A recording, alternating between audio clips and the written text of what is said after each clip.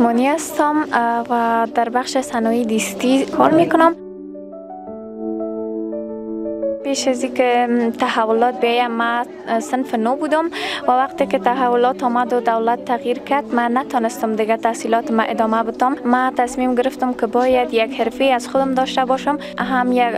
کمک به اقتصاد فامیلم باشه و همچنان خودم بتانم سر پای خود استاد شوم. بعد از او این بزنس شروع کردم.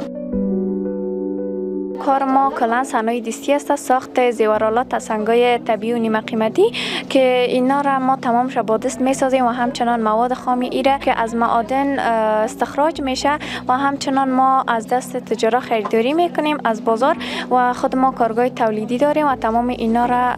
تیار میکنیم خود ما. از اینکه همچون حرفه‌ای را دارم و میتونم از طریق قضیه هم به اقتصاد فامیلم کمک کنم، هم میتونم که مصارف خودم برآورده بسازم و بسیار خوش هستم و همچنان میتونم که در پهلویم از دخترایی که مثل خودم از تحصیل باز مانده اونا را هم کمک کنم و این حرفه ما به اونا هم شیر بسازم.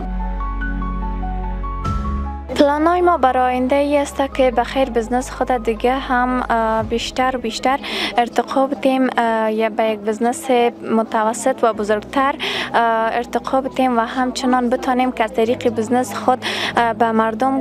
کمک داشته باشیم و همچنان از حکومتی هم خواسته هایی داریم که همچون برنامه های را آینده هم برگزار کنند و همچنان ممانعتی نداشته باشند به کاربار خانما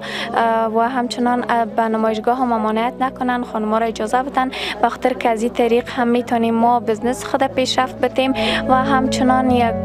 کمک به خود ما و به مردم میشه.